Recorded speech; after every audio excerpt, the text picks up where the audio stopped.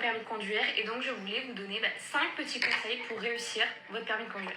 Premier conseil, je vous conseille vraiment de rouler doucement parce qu'en fait, moi j'avais tendance à rouler trop vite, même dans les ronds-points, etc. Et donc j'avais pas forcément le temps de tout analyser, de choisir votre moniteur. Enfin, moi je sais que j'ai commencé par une auto-école traditionnelle et après j'ai switché dans une auto-école du coup en ligne.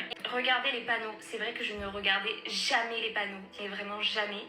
Et en fait, les panneaux c'est vraiment la clé parce que du coup ça vous permet d'anticiper tout. Le conseil numéro 1 de conduire doucement, c'est vraiment une bêtise. Faites attention à ça. Ne faites pas n'importe quoi. Adaptez votre allure en fonction des circonstances. C'est ça qu'il faut faire. C'est peut-être ça qu'elle a voulu dire, je pense. Rouler doucement le jour de l'examen, c'est montrer que vous avez peur. Roulez aux limitations de vitesse. Si c'est limité à 50, roule à 50. Roule pas à 40, roule pas à 30. Tu veux pas faire le mec qui conduit bien quand tu fais ça. Le deuxième conseil qu'elle a donné était de choisir son moniteur. Ça, je suis d'accord avec elle pour le coup. En soi, choisir son moniteur, c'est super important. Et n'hésitez pas à changer d'auto-école si vous voyez que c'est un peu la merde. Après, je dis ça, mais c'est bien aussi de se renseigner avant d'aller dans l'auto-école quand même pour éviter de changer. Normalement, t'es pas censé changer d'auto-école une fois que tu t'es inscrit. Troisième conseil, honnêtement, je pensais pas devoir dire ça un jour, mais oui, elle a raison. Regardez les panneaux, c'est pratique pour conduire.